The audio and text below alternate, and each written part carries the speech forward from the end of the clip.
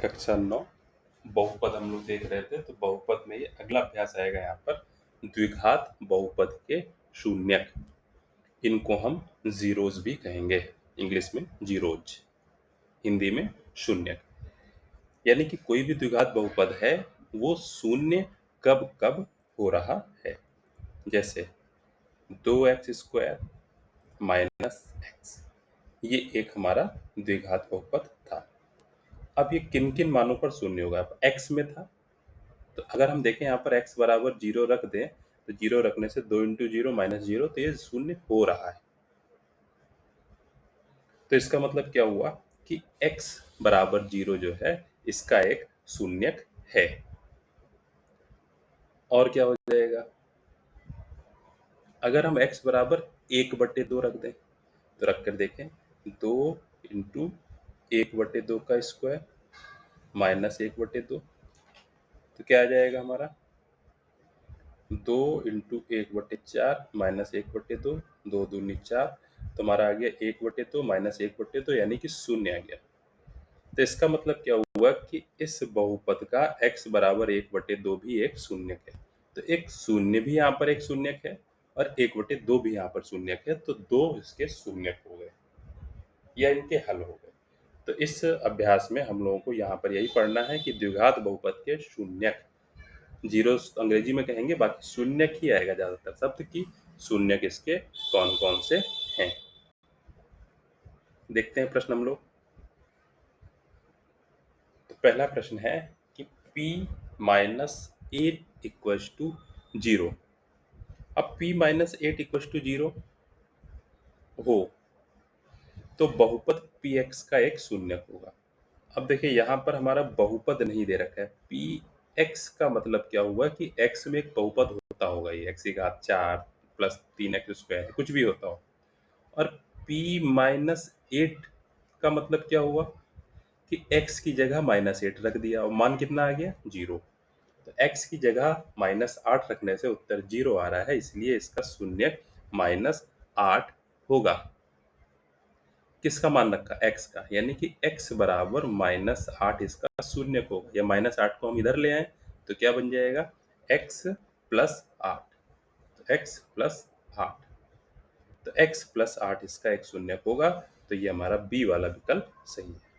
फिर अगला प्रश्न, x की घात 3 माइनस 3x की घात 2 प्लस 4x माइनस 12 का एक शून्यक है। अब यहाँ पर विकल्प दे रखे हैं, हमको सारे विकल्प चेक करने पड़ेंगे। देखो पहला विकल्प देखिए क्या x माइनस 3, तो अगर ये शून्यक है तो हम x माइनस 3 बराबर 0 ले ले, तो यहाँ से हमारा x का मान क्या निकलेगा 3। दूसरे में x माइनस 1 को 0 ले लें तो हमारा x का मान क्या निकलेगा 1। x माइनस 2 को 0 ले लें तो x का मान क्या निकला 2। इसमें x माइनस 4 को 0 ले लें तो x का मान क्या निकलेगा 4।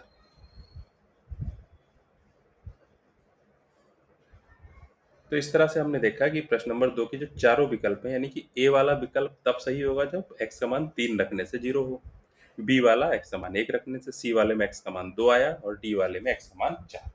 तो x के मान 1 तो 3 4 है, क्या रखने से हमारा बहुपद शून्य हो रहा है, ये हमको पूरा चेक करना पड़ेगा। अब चाहे मौखिक चेक कर लें, देखिए एक एक रख के देखते हैं। पहले 1 रखते हैं तो क्या आ जाएगा 1 क्यूब यानी कि 1 minus 3 plus 4 minus 12, 1 minus 3 plus 4 minus 12, तो 1 और 4 प्लस वाले जुड़ जाएंगे 5 और 12 3 माइनस वाले जुड़ जाएंगे 15, 5 माइनस 15। तो इससे हमारी बात यहाँ पर नहीं बनी, यानी कि विकल्प जो एक वाला है यानी कि बी वाला ये सही नहीं है। अब 2 रख के देखें, ठीक है, 2 में क्या आ जाएगा 2 क्यूब यानी 2 दूनी 4 दूनी 8 माइनस 3x² 3 इंटू 2 स्क्वायर, 2 दूनी 4 और 4 3 12 प्लस 4 इंटू 2 यानी कि 8 माइनस 12। तो यहाँ पर हम देखें 8 और 8 जुड़ जाएंगे यानी कि 16 माइनस 12 जुड़ जाएंगे -24। तो यहाँ पर भी 0 नहीं आ रहा है, यानी कि 2 वाला भी विकल्प नहीं होगा। 3 वाला रख के देखें, 3 3 9 3 27 माइनस 3 3 9 और 9 3 27, प्लस 4×3 = 12 -12 27 प्लस के माइनस से कट गया, 12 प्लस के माइनस से कट गया, यानी कि 3 रखने से हमारा उत्तर आ रहा है, इसलिए 3 यहाँ पर शून्य होगा। फिर तीसरा प्रश्न, 2x³ प्लस 4x प्लस 6 का x शून्य, यानी कि पहले वाले में विकल्प क्या है, x माइनस 1 को जैसे जीरो करेंगे तो x का मान 1 निकलेगा। बी वाले में क्या है, x प्लस 1 को जीरो करेंगे तो x का मान -1 निकलेगा। सी वाले में x माइनस 2 को जीरो करेंगे तो x का मान 2 निकलेगा। डी वाले में x प्लस 2 को जीरो करेंगे तो x का मान -2 निकला।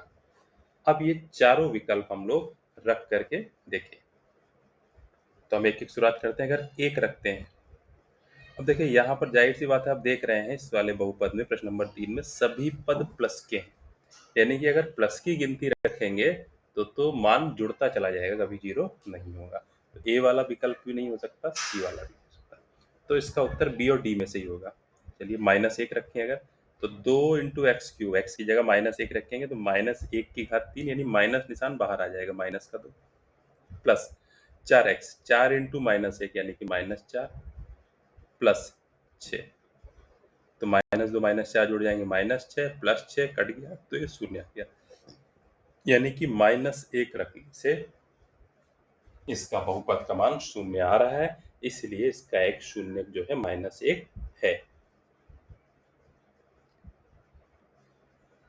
फिर अगला प्रश्न, प्रश्न नंबर 4, निम्नलिखित पर बहुपद के मान ज्ञात कीजिए। निम्नलिखित पर, यानी कि पहले वाले में x का मान 0 है तब ज्ञात करना है, -1 रख करके और 2 रख करके ज्ञात करना है, तो बहुत आसान है। तो हम लोग बहुपद लिखते हैं, 5x - 4x² प्लस 3, x का मान 0 रखना, जहां जहां x आया है वहां वहां 0 रख दें, तो 5 × 0 -4 × 0 का स्क्वायर प्लस 3, तो ये भी 0 हो जाएगा, माइनस ये भी 0 हो जाएगा, प्लस 3, तो हमारा उत्तर आएगा 3। तो फर्स्ट वाला पार्ट लगा x बराबर 0 रखने से इसका मान हमारा 3 आ गया। दूसरा, फिर से हमने लिखा 5x - 4x² प्लस 3, x का मान -1 रख दें, 5 × -1 -4 × -1 का स्क्वायर प्लस 3, 5 × -1 -5, अब -1 का स्क्वायर तो +1 हो जाएगा, 1 और -4 की गुणा तो -4 प्लस 3, तो -5 -4 तो -9 प्लस 3, तो आ जाएगा हमारा ये -6। इसी तरह से x का मान हम लोग 2 भी रख देंगे और उससे मान निकल आएगा।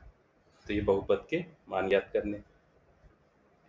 पांचवा, निम्नलिखित बहुपदों में से प्रत्येक बहुपद के लिए P0, P1 और P2 ज्ञात कीजिए।